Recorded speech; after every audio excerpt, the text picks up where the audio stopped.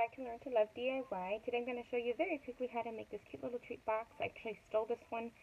I didn't make a sample because I had already made like 20 of these boxes to give out to her classmates. So this is one of the ones that she kept that she is using to play, so it's a little bent because she's been using it ever since.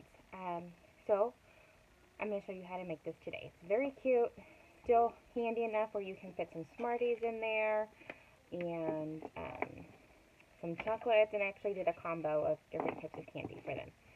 So I'll show you how to make this today. And I made sure to promise to give it back to her. So I went ahead and stamped this. I'm going to go ahead and flag that. Then we're going to go ahead and stamp, stamp the whale and use our whale punch. And I have the Well Done stamp set. I'm using this guy here as well as Well Done. Just because it was in here, I thought they deserved something cool, because they started off doing Zoom classes and then they officially got into class, so I thought that was a big accomplishment, especially at their age. She's in preschool, by the way.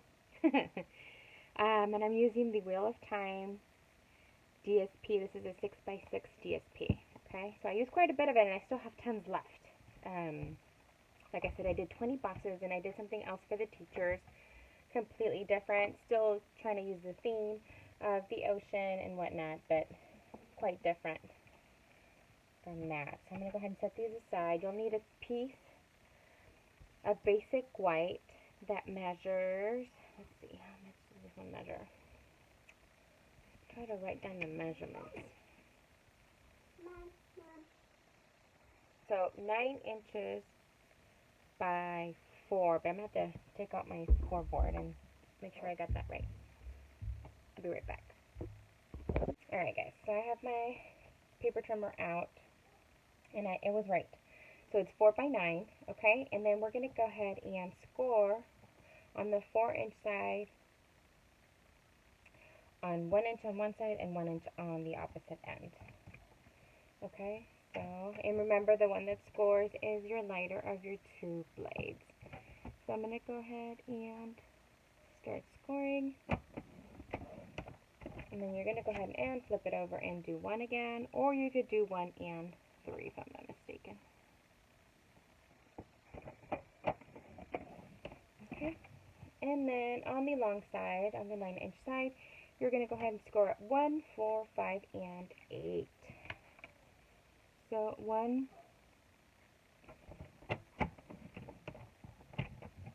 I should have done it the other way. So 1, 4, 5, and 8, or you could just flip it over and do 1, just depending on your workspace. Okay, and then I have all of my score lines. I'm going to go ahead and set this aside. Okay, and we're going to go ahead and build our box, and then I can tell you about the DSP pieces that you'll be using. Now, of course, if you wanted to make these just like I did for your kids' school event or end of year, or just cute little tree boxes that you'll be doing, I suggest you do these in assembly line form. I did that, and that was much simpler to do and replicate. Okay, so we're going to go ahead and snip on all of the score lines on this end and on this end. And the ones that you're going to be adhering, which are these ones, the little tabs, I'll go ahead and snip into them. This one has a little bit of adhesive on there. Same thing with this one. And you snip in. Do you see that?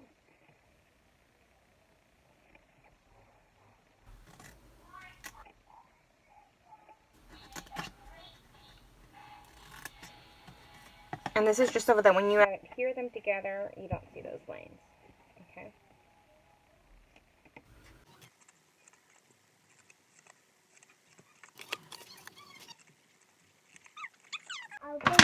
Okay, so this is the box, and before I go ahead and start adhering all the ends,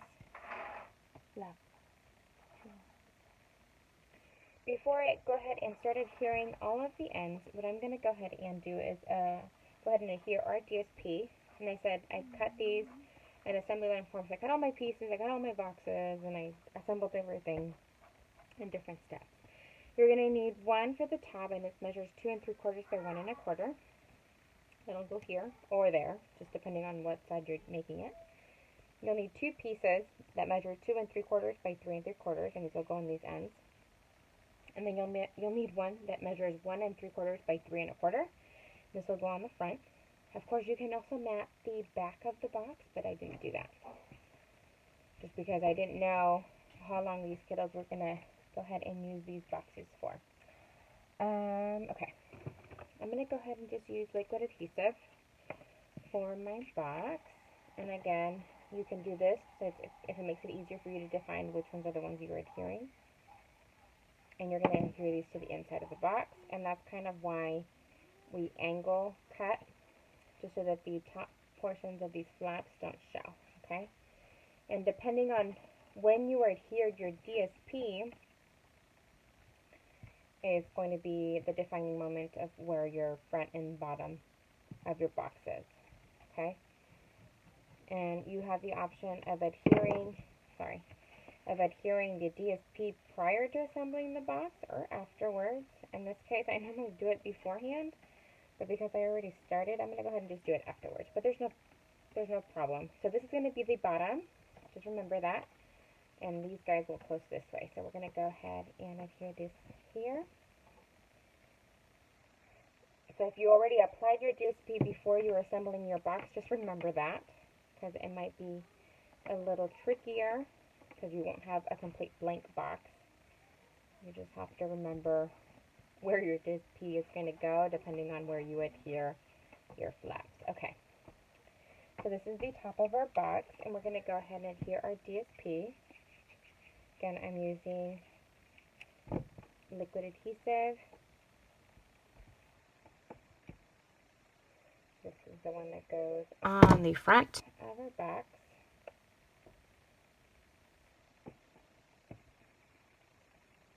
And then we're going to go ahead and adhere our both sides of our box.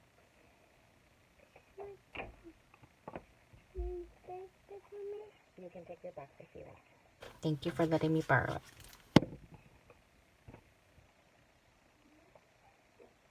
Alright.